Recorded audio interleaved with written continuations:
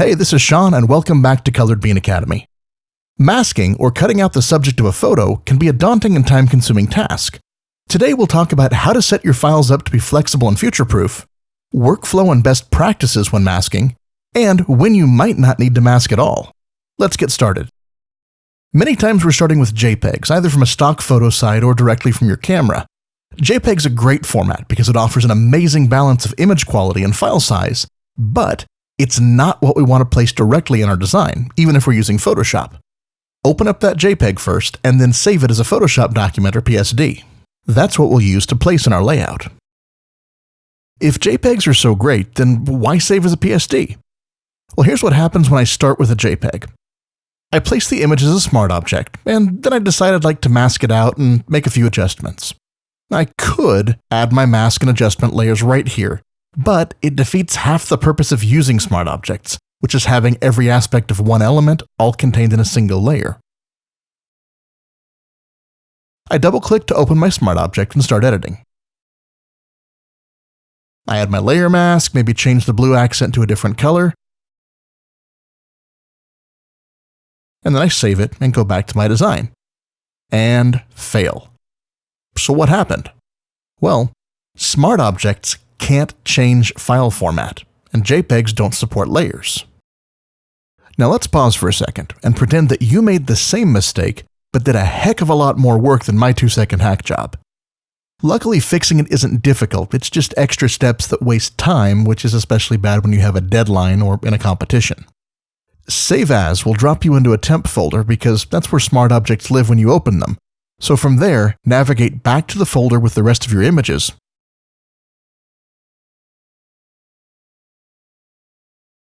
and save as a PSD, then close the image.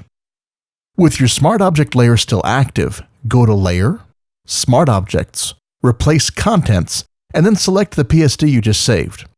It'll keep the position and any transformations made to the original JPEG Smart Object. The same basic issue exists when you place a JPEG in InDesign or Illustrator.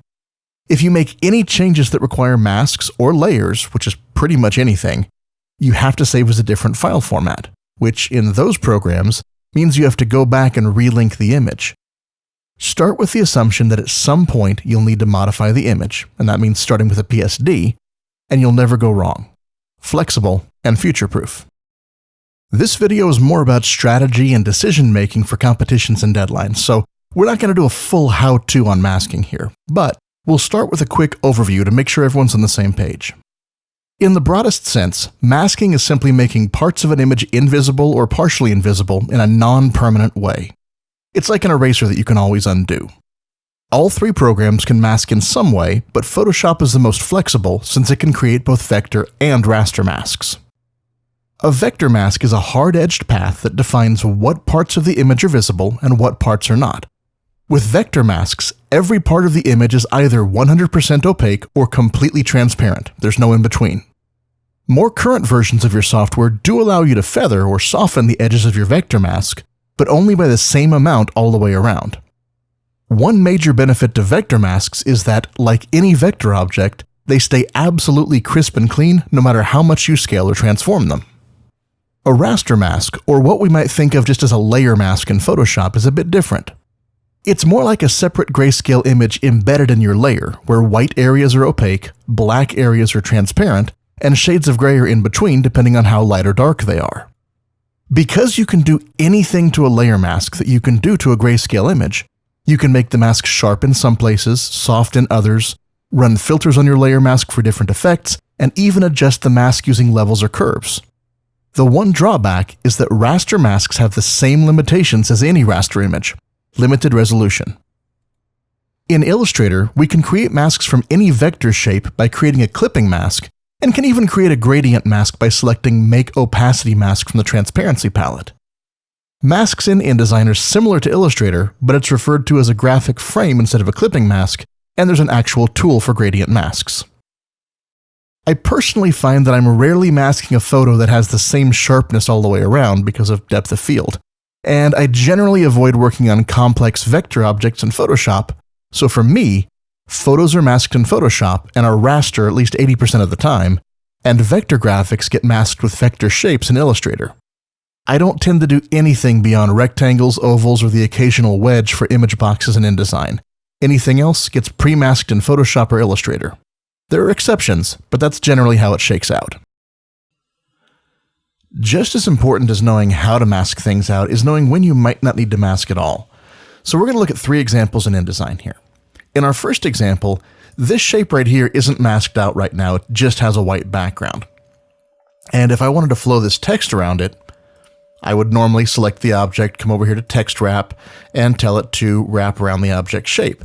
But because this isn't masked out right now, it's seeing the entire rectangle, and therefore it's not making a very good mask. It's not flowing into this space here. Now we could go into Photoshop, knock out a quick mask. This is obviously an easy magic wandy type thing, but it's not necessary. All we have to do is down here in our options, under contour options, instead of same as clipping, we're going to do detect edges instead. Now you can see with this kind of faint blue line here, let me zoom in a little bit, where it's detecting those edges. It's far from perfect, but it doesn't have to be. All we're doing is trying to get a rough area so the text doesn't go over the top. And at this point, we can go ahead and bump that out a hair. And we've got our text wrap. So when you have a simple object like this that's already on a white background, we can just use detect edges instead of having to mask something out. Let's look at a different example. In this layout here, we have a stock photo that's already got quite a bit of copy room, but I want the text to go ahead and kind of contour around our cookies here. Because this is all one image, the cookies in here is part of the image, the cookies themselves are part of the image. Let me zoom in a little bit closer. But unfortunately, our detect edges doesn't work here. It sees this texture as part of an image, and so it thinks that it's not an edge. So this doesn't work. But again, this is not a case where we actually have to make a mask in Photoshop. Instead, what I would recommend doing is I'm just going to grab a color so you can see what I'm doing, and I'm going to grab an ellipse tool, okay? And I'm just going to throw on a couple of ellipses. These do not have to be perfect. These just have to be somewhere in the ballpark. I'm not doing all the cookies, just enough to make sure that things don't go where I don't want it to go. Throw that last cookie down there. And just to make your life a little bit easier, I'd say grab all of them together and combine them into one shape. From here, just take that fill back off again. And now put your text wrap on that blank object. Add a little bit of offset if you need to. And now you've got something just about perfect. Again, no masking required, just a real simple shape. If this had been an angular shape, instead of doing the ellipse tool, I might have simply taken my pen tool and I could have just done this as well. This does not have to be pretty because it's just going to become invisible and then get turned into a mask. The mask is not contoured around that so tightly that it can tell if you've got a little bit of an angular shape or a round shape. Unless you have really small, really dense text, then it's going to be 6 of one, half a dozen of the other. Okay, last example. Let's say you want something look kind of like this. You've got a photograph over an arbitrary color bar that we drew in InDesign, and we've got text that we want to wrap around it. The problem is that this original photo, let me go ahead, and by the way, if you guys don't know, when you place anything that has layers in InDesign, this can be a PDF, it can be an Illustrator file, it can be a Photoshop document. If you click on the image and right-click on it, you can actually come down here to Object Layer Options, and you can turn layers on and off directly from InDesign. So this is what the original image looks like. And in this case, I have something where because I didn't want the background. Even if I did want the background, for the space that I've got, the background doesn't go all the way to the edge, so no matter what, it wouldn't work. I have to cut this thing out. And so this is one case where you say, okay, I do have to mask here. But here's the tip. So let's say we're going to go ahead and mask this out in Photoshop. I'm going to right click, edit original. Now with all of these, this is my really, really rough mask on here. With all of these, it's still important, whether you needed a mask or not, that we talked earlier about always placing a Photoshop document instead of a JPEG on that little wooden box from earlier. If you printed that out and the image was really, really flat, it needed more contrast, it needed more saturation, something like that, it's a lot easier just to simply open it up in Photoshop, add a few adjustment layers, save it back, and you're done. If it had been a JPEG, masking or no, once you add those layers, you have to save it as something different, go and replace the file in your place document, because again, placed images can't change formats. So, excuse me. In this particular mask here, I want to get in here close. I want you to see how yucky this mask is, okay?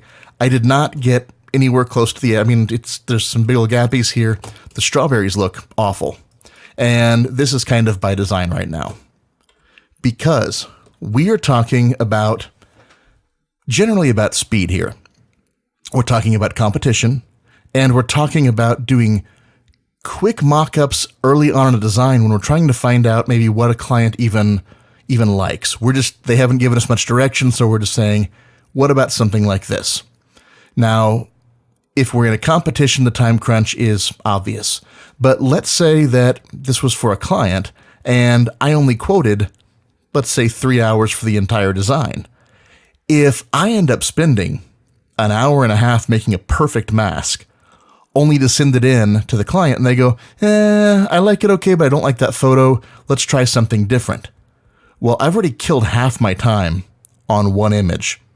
And so my profit is just going down and down and down and down.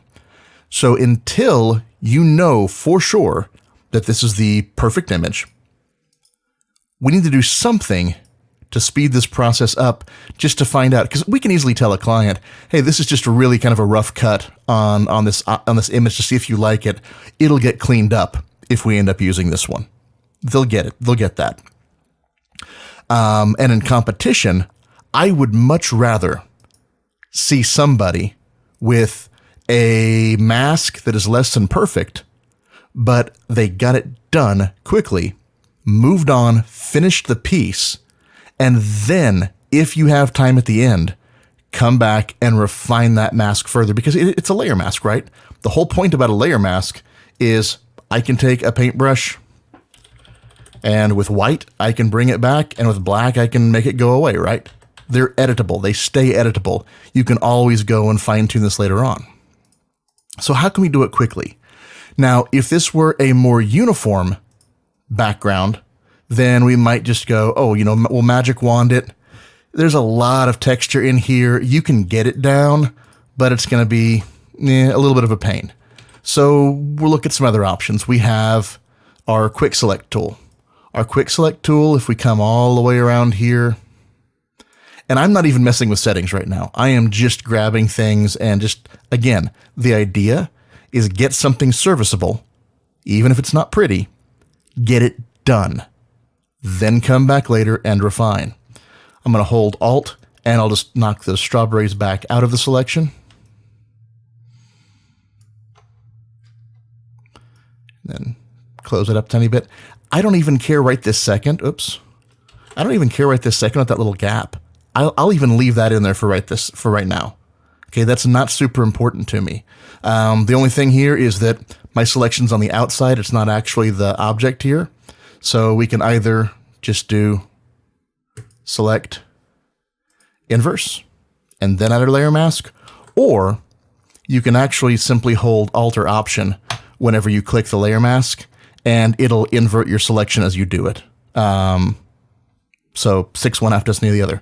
Now, while we're in here though, Let's look at one more thing that is new to Photoshop that is, it's very much like a magic wand in that when it's super fast, and when it works, when it doesn't, but it's so fast that it doesn't take any time. It's worth a try. And that is this new object selection tool. Now, the object selection tool is more of a manual drag something around and it tries to identify things. You don't even have to use the tool, though. If you have any selection tool whatsoever, up here at the top, you'll see there's select subject. All I have to do, I have no selection, I have no nothing. I simply click on this button. Photoshop now analyzes the image, tries to figure out what this is a picture of, and then does its best to come in here and select that. And that is not bad at all. For Photoshop trying to figure out what it's a picture of, it's not doing this based on tone or anything else. It's using AI to try and figure out the subject of the image. And that is not half bad. From here, if you wanted to, probably one of the fastest ways to clean up something like this is flip over into quick mask mode, which is hitting Q on the keyboard. And if you're not familiar with quick mask mode, we'll cover that in a different video. Whether it's easier to do it this way or to invert it where the other stuff is flipped around, it doesn't matter. But either way, once you're in quick mask mode, black lets you paint more. And once again, I'm not worried about being perfect. I'm worried about getting this done, because I would rather turn in something that is complete and imperfect than something that's nowhere near finished. So I can do that. I can come in here, flip over to white, and simply knock out a little bit extra there, a little bit extra there, black again, fill that back in. The only thing important is that with quick mask mode, you have to leave quick mask mode and then do something with that selection. So I'll go back where now I have a selection again and turn this thing inside out. So I have the part that I want, the bowl and the strawberries. Hit add layer mask. And now I can save this and go back to InDesign. And from here, I have this set up. If you look at my text wrap, I already had this thing wrapped earlier. I did go ahead, though, and tell it to only wrap to the left-hand side. Occasionally, if you have both left and right sides, occasionally you'll see weird, if there's enough of a gap, you'll see words kind of jump over to the far edge and get caught in little gappy bits. So I tend, if it's something like this and I only want it on one side, I might as well specify. It saves a little bit of hassle down the line. And by default, this goes to same as clipping, and that is a little antiquated in some ways, because we typically are not using clipping masks as much anymore. So we change it over to alpha channel, and now it's going to use our actual raster mask information to determine that edge. So when all said and done, we've kind of gone over a lot of stuff here. Hopefully this helps you out. I'm working on another video right now that's a little bit more in detail on exactly how to do different types of masks. But for right now, hopefully this helps, and we will see you next time.